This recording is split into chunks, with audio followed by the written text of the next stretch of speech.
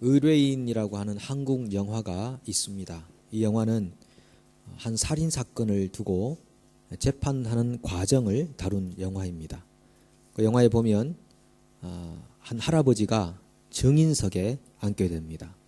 원래 이 할아버지는 증인이 되기 싫었습니다.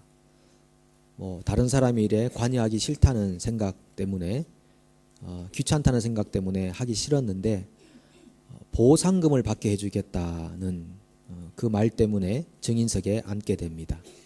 그래서 증인 선서를 이렇게 합니다. 양심에 따라 숨기거나 보태지 아니하고 사실 그대로 말하며 만일 거짓을 말하면 위증의 벌을 받기로 맹세합니다. 그리고 증인은 증언을 하는데 위증을 합니다. 왜냐하면 보상금을 받기 위해서. 지금 재판하고 있는 당사자에게 이 증언이 어떤 영향을 미칠 것인가에 대해서는 생각하지 않고 그냥 내가 어떻게 하면 보상을 받을 것인가에 대해서만 생각을 하면서 위증을 하게 됩니다. 저는 그 내용을 보면서 사람이 위증을 하는 목적은 자기 자신을 잘되게 하기 위한 것이구나라는 생각을 했습니다. 그 영화에서는 그 위증이 그렇게 큰 영향을 미치지는 않았습니다만은 결국 그는 위증 때문에 처벌을 받아야 되는 것 아니겠습니까? 위증을 한다는 것은 자기 자신의 안위와 영유를 목적으로 할 때 나타나는 것이구나 생각을 하게 됩니다. 그 증인이 선서했던 내용을 다시 한번 보면 양심에 따라 숨기거나 보태지 아니하고 사실 그대로 말하며 보태지도 않고 감추지도 않고 사실 그대로 말하는 것이 증인의 의무가 되는 것이죠. 사도들은 자신들을 증인이다 이렇게 불렀습니다. 이 32절 마지막 절 보시면은 우리는 이 일의 증인이요 자기에게 순종하는 자들에게 주신 성령도 그러하니라. 증인이라는 말에서 순교자라는 말이 나오지 않았습니까? 그런 것처럼 증인이 된다는 것은 굉장히 무겁고 또 진중한 의미를 지니고 있는 것입니다. 그래서 위증이란 있을 수가 없는 것이죠. 이 막대하고 중대한 이 사명에서 위증한다는 것은 있을 수 없는 일이다 생각하는 겁니다. 구약에 나오는 이스라엘도 증인이었고요. 신약에 나오는 교회도 증인이었습니다.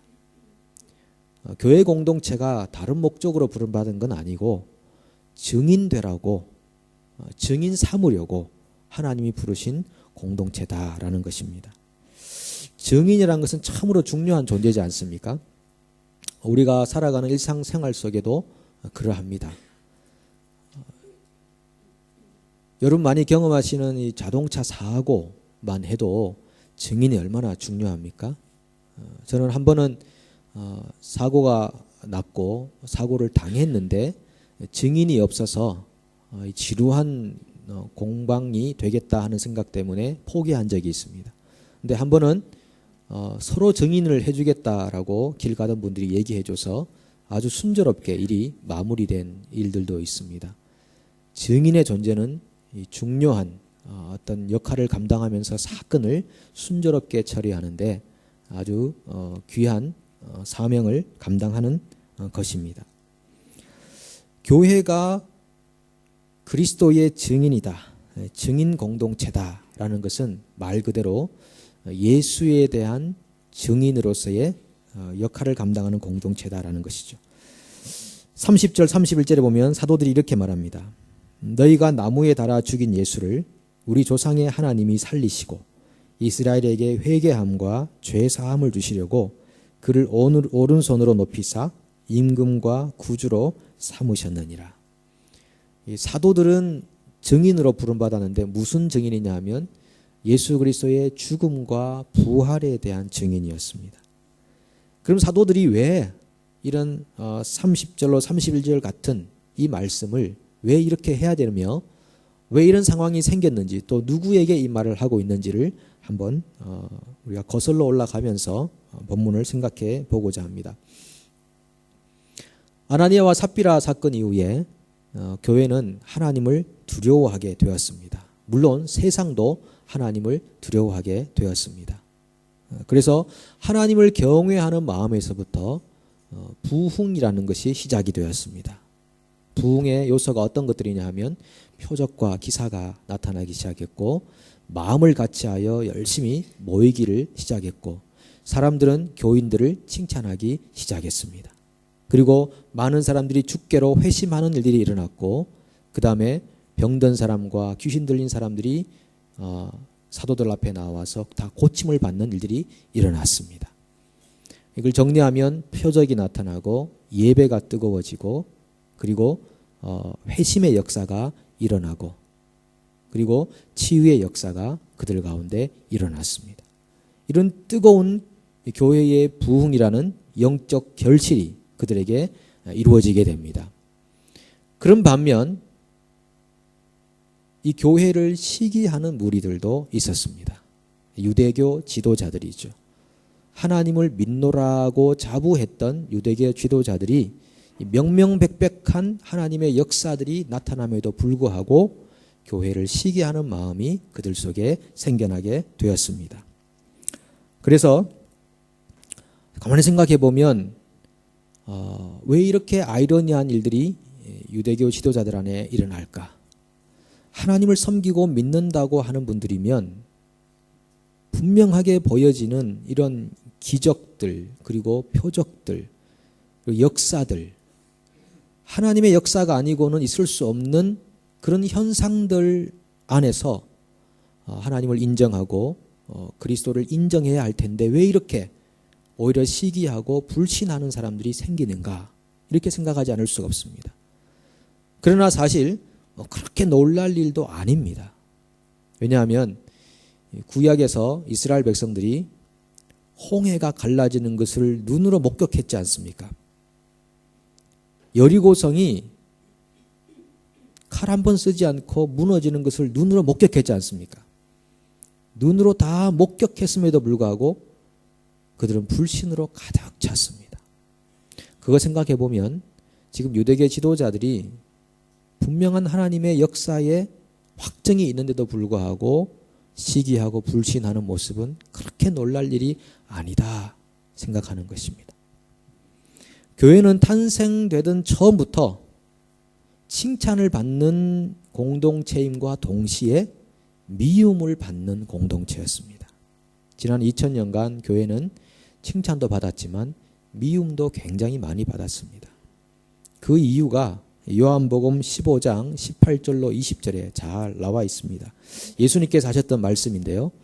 우리 같이 한번 읽어봤으면 좋겠는데 한번 띄워주시면 좋겠습니다. 함께 읽겠습니다.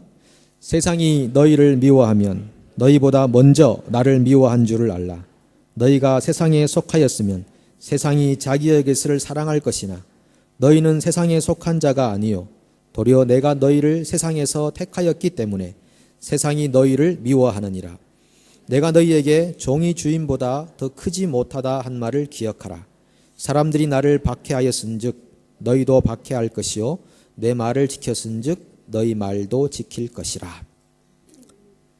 세상이 교회를 미워하는 것은 세상이 예수를 미워하기 때문이다라는 것입니다. 교회는 세상의 것이 아니라 예수께 속한 공동체이기 때문에 사람들이 교회를 대할 때 예수 대하듯 하여 교회를 칭찬하는 사람이 있는가 하면 교회를 굉장히 미워하는 사람들이 있다는 것입니다. 그것이 벌써 유대교 지도자들 안에서 나타났고 지난 2000년을 거쳐오면서 교회는 그렇게 미움을 받아 왔습니다.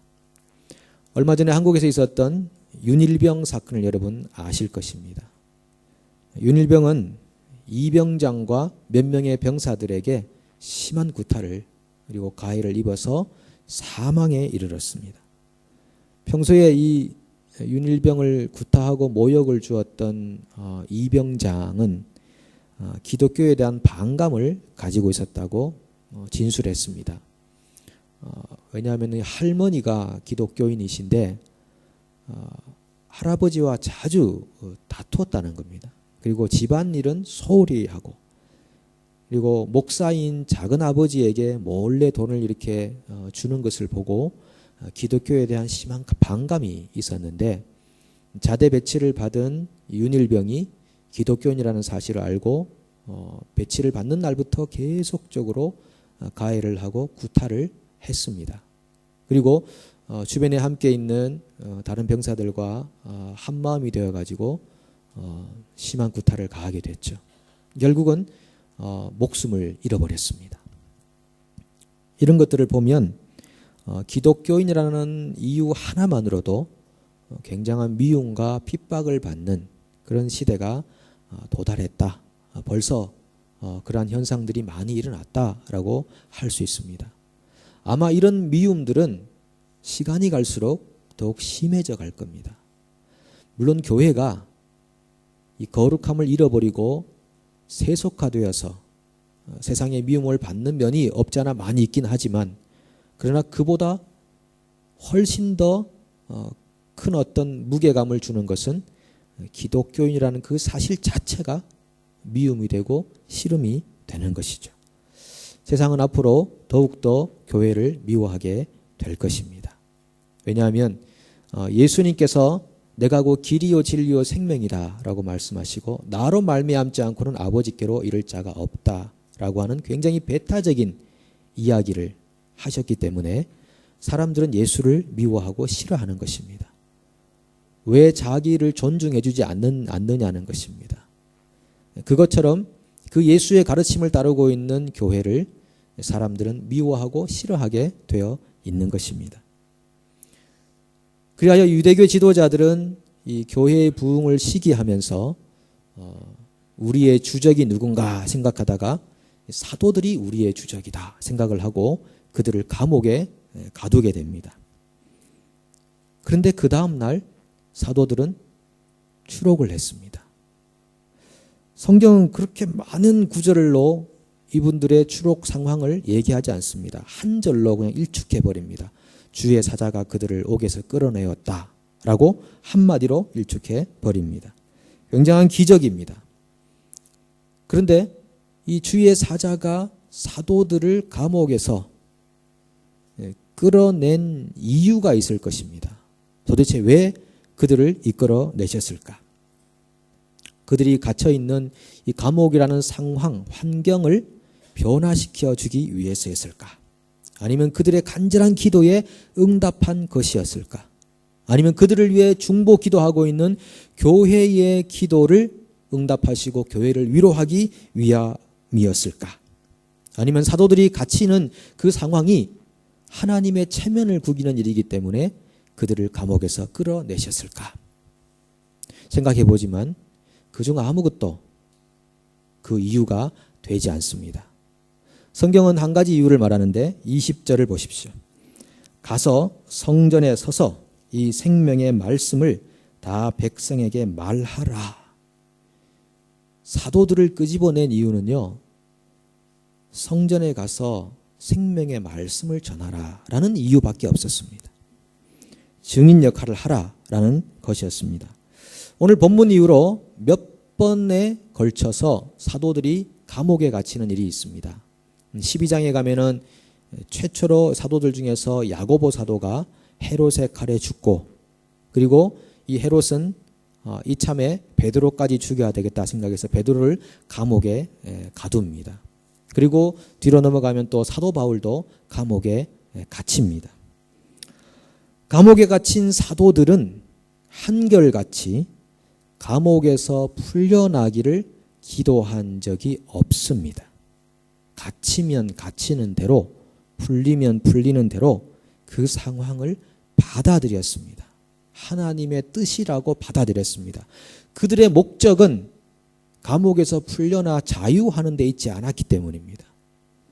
갇히든 풀리든 열리든 닫히든 부족하든 넉넉하든 중요한 것은 어떤 상황에서든지 자신을 증인으로 부르신 그 역할에 충실하는 것이 그들의 삶의 목적이었습니다.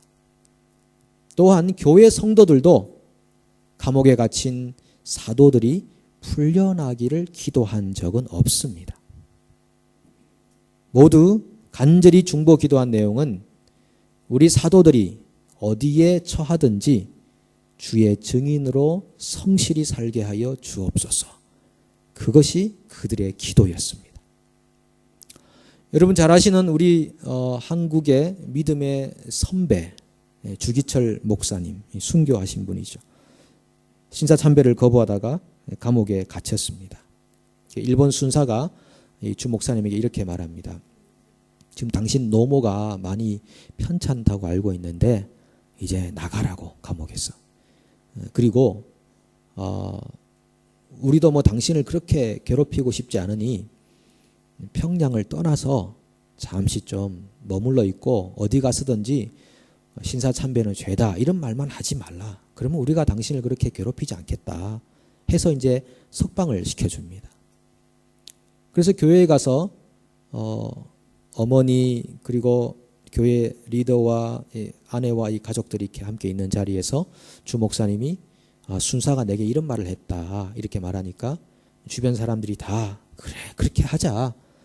웬만하면 잠시 떠나만 있으라. 그러면 되지 않겠느냐. 서로 일신상 또 안위를 위해서 좋고 그렇게 하자 그러는데 그거를 반대하는 분이 있었습니다. 그분이 누군가 하면은 목사님의 부인이었던 오정모 사모님이었습니다. 그 사모님이 이렇게 말했습니다. 당신은 다시 감옥으로 들어가셔야 돼요. 그곳에서 끝까지 신사참배를 반대하시고 그곳에서 순교해야 됩니다. 감옥으로 들어가신 목사님이 자신이 이제 죽을 때가 되었다 싶어서 편지를 하나 집에다가 보냅니다. 여드레 후에는 이제 죽을 것 같습니다. 어머니를 잘 복양해 주세요. 어머님께 참 죄송합니다. 이 편지를 받아든 오정모 사모님이 이렇게 말했답니다. 아니 목사님이 아직 가정에 무슨 미련이 남아서 이런 것을 보낸다는 말입니까? 참으로 무서운 사모님이시죠.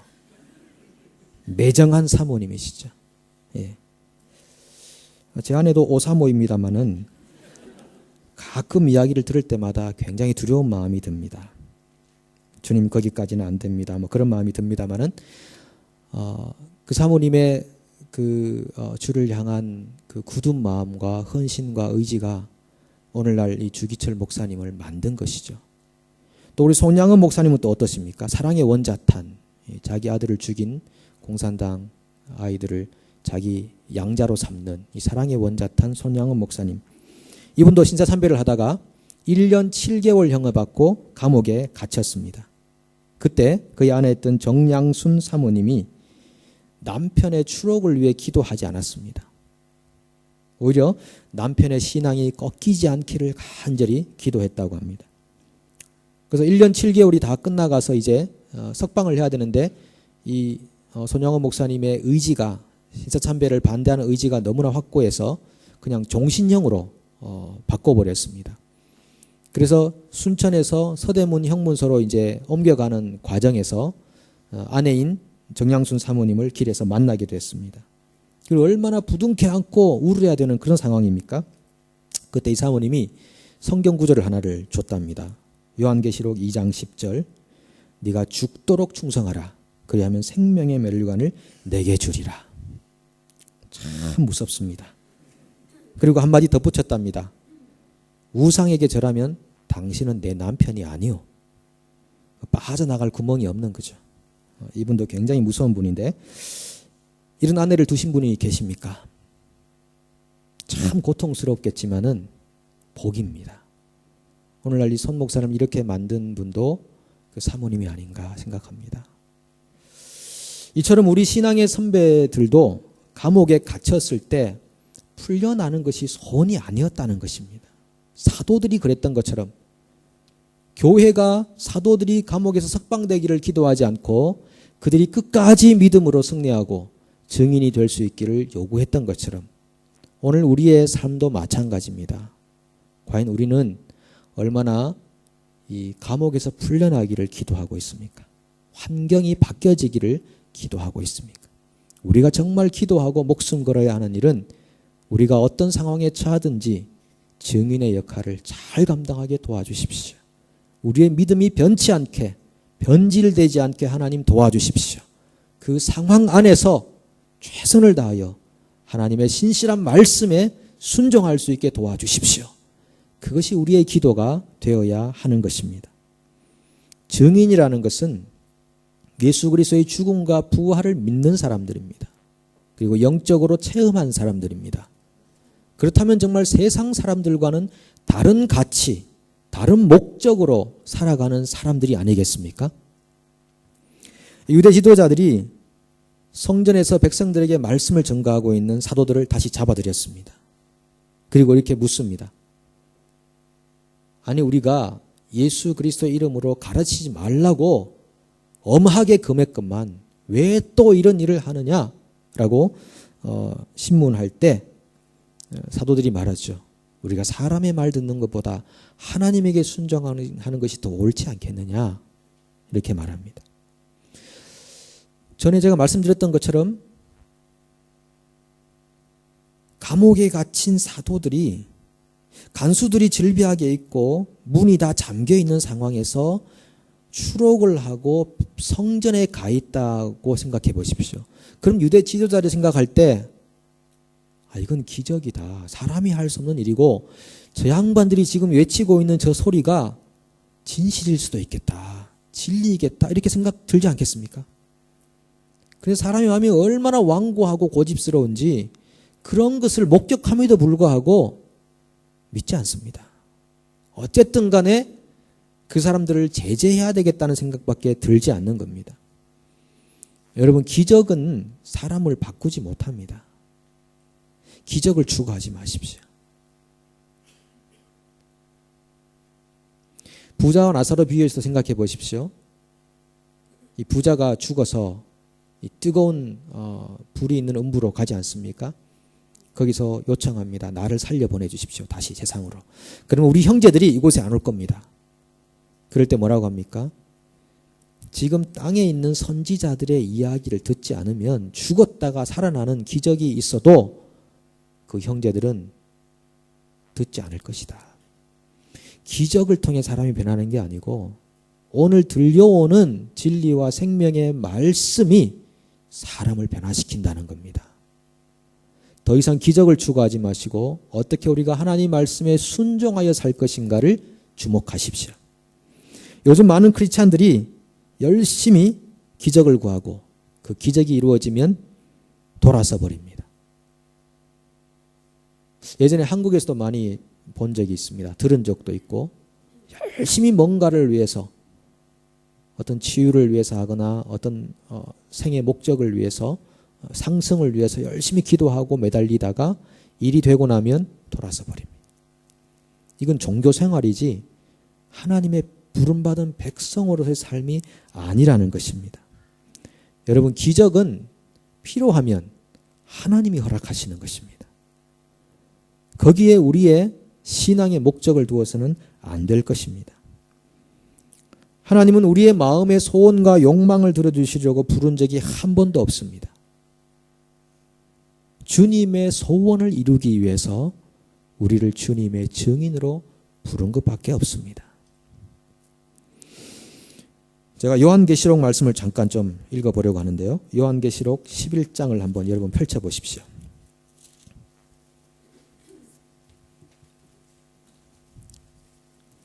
요한계시록 11장 3절부터 13절 말씀인데 우리가 조금 읽어가면서 나눠보기 원합니다.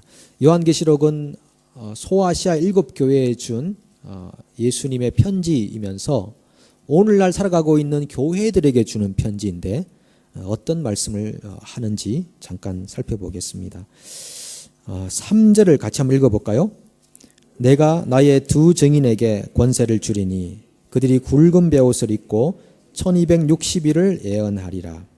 여기 3절에 보시면은 두 증인이라고 하는데 이 두 증인이요 교회를 의미합니다.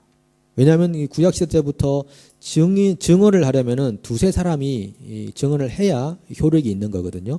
두 증인이란 말은 이 시대의 교회를 의미하는데 이 시대 교회에게 권세를 주는데 그들이 1260일을 예언하니라. 1260일은요 3년 반을 의미합니다. 이 3년 반이라는 것은 예수님의 초림부터 재림까지의 기간, 이 기간을 3년 반이라고 하는데, 이 기간 동안 교회가 주로 하는 일은 예언하는 것, 하나님의 말씀을 전하는 그런 일을 한다는 것이죠. 그 다음에 4절부터 6절까지 같이 읽어보겠습니다.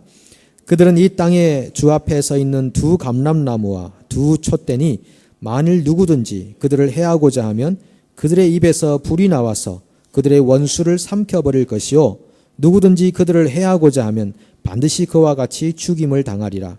그들이 권능을 가지고 하늘을 닫아 그 예언을 하는 날 동안 비가 오지 못하게 하고 또 권능을 가지고 물을 피로 변하게 하고 아무 때든지 원하는 대로 여러 가지 재앙으로 땅을 치리로다. 여기 보시면은 교회의 권세와 권능이 대단하지 않습니까? 예언한 날 동안 비가 오지 못하게도 하고 비가 내리게도 하고 물을 피로 변하게 하고 원하는 대로 땅을 재앙으로 칠 정도의 권세와 권능이 교회에게 있다 하는 것입니다. 자, 그 다음에 7절부터 10절을 같이 읽어보겠습니다.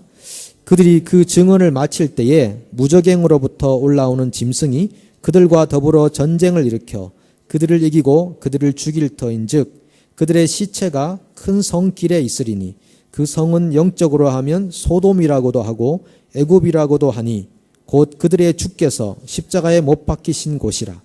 백성들과 족속과 방언과 나라 중에서 사람들이 그 시체를 사흘 반 동안을 보며 무덤에 장사하지 못하게 하리로다. 이 두 선지자가 땅에 사는 자들을 괴롭게 한 고로 땅에 사는 자들이 그들의 죽음을 즐거워하고 기뻐하여 서로 예물을 보내리라 하더라. 이제 교회가 그런 권세가 있음에도 불구하고 결국은 교회가 죽임을 당한다.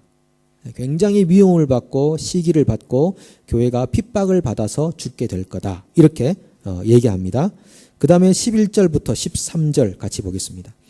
3일 반 후에 하나님께로부터 생기가 그들 속에 들어가매 그들이 발로 일어서니 구경하는 자들이 크게 두려워하더라.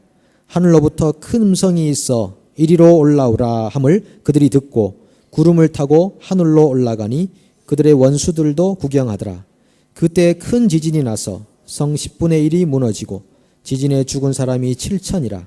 그 남은 자들이 두려워하여 영광을 하늘의 하나님께 돌리더라. 아멘. 3일 반 후에 하나님의 생기가 들어옵니다. 그 3일 반 동안, 교회가 죽은 3일 반 동안 아무 일도 못하게, 사람들의 관심조차 못 받게 했지만은 3일 반이 지나면 하나님의 생기가 죽은 교회 안에 들어가서 그들이 다시 살고 하나님께로 올라가는 그런 예언을 요한계시록이 우리에게 말해주고 있는 겁니다. 그 모든 원수들이 구경하는 것입니다. 교회를 죽였는데 교회가 다시 살아나서 하나님께로 올라간다라고 하는 것입니다. 시간이 갈수록 교회는 권세는 있지만 그러나 핍박을 받아서 마치 죽은 순교자와 같은 그런 증인들로 서게 될 겁니다. 앞으로 어느 나라에서든 어떤 세상에서든 어떤 지역에서든 교회는 그렇게 핍박을 받게 될 것입니다. 이 본문에서 3년 반이라고 하는 1260일 동안의 교회의 권세하고 교회가 죽은 후 3일 반이라고 하는 이 컨셉은 동일한 컨셉인데 그러나 굉장히 기간적으로 큰 차이를 가져옵니다.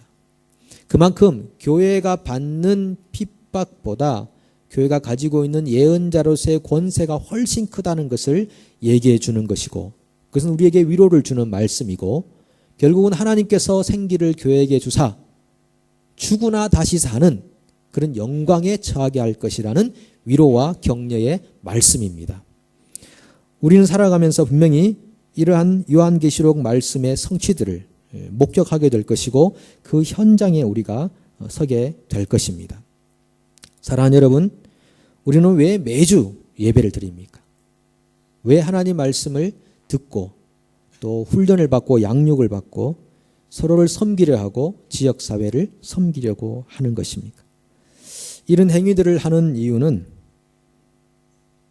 우리가 이 세상에서 잘 되기 위한 것이 절대 아닙니다. 하나님 우리를 지극히 사랑하셔서 우리만 좋은 직장 갖고 좋은 집 얻고 좋은 차 사고 자식들이 잘 되고 좋은 환경에 살게 하려고 부르신 것이 아닙니다. 하나님이 우리를 부르신 것은 예수 그리스도의 증인 되게 하기 위해서 부르신 것입니다. 우리가 만약 예수 잘 믿어서 잘 살아보자는 식으로 증거하면 우리는 위증을 하게 될 것입니다. 위증이란 자기 자신을 위해 증언할 때 나타나는 현상이기에 우리가 만약 그것을 위해 증거한다면 우리는 위증하고 사는 사람들이 될 겁니다. 증인으로 살다 보니까 삶의 질서가 생겨가지고 환경도 바뀌고 자연스럽게 상승이 일어나는 것은 너무나 지극히 당연한 일일 것입니다. 하지만 그것이 목적은 아니라는 것입니다. 사도들과 우리 믿음의 선배들이 그랬던 것처럼 우리 상황이 감옥이든 추록이든 부하든 가난하든 건강하든 불편하든 어떤 상황에 처하더라도 여러분 환경의 개선만을 위해 울부짖지 마십시오. 오히려 증언의 대상 되시는 주님을 위해서 여러분이 가지고 있는 복음의 진실만을 증거하십시오. 그럴 때 그 장소에서 예수 그리스도가 가지고 있는 권세와 능력의 생명의 부활의 역사가 나타날 것입니다. 여러분, 예수님의 죽음과 부활을 진실로 믿으십니까? 그렇다면 세상 사람들과 다르게 살아가십시오. 세상 사람과 나의 삶을 비교해 보십시오. 어느 한순간 조용히 앉으셔서 커피 한 잔 마시면서 조용히 한번 자기의 삶을 다른 세상 사람들과 비교해 보십시오. 나는 그들이 가지고 있는 목적과 같은 목적인가? 나는 그들의 가치관과 같은 가치관인가? 나는 그들과 같은 분별 기준을 가지고 있는가? 나는 그들과 같은 선택을 하고 있는가? 생각해 보십시오. 그래서 그 순간에 내가 세상 사람인지 그리스도의 증인인지를 다시 한번 돌아보십시오. 그리고 주님께서 나를 증인으로 부르셨다는 사실을 다시 확신하시고 증인처럼 살아가십시오. 기도하겠습니다.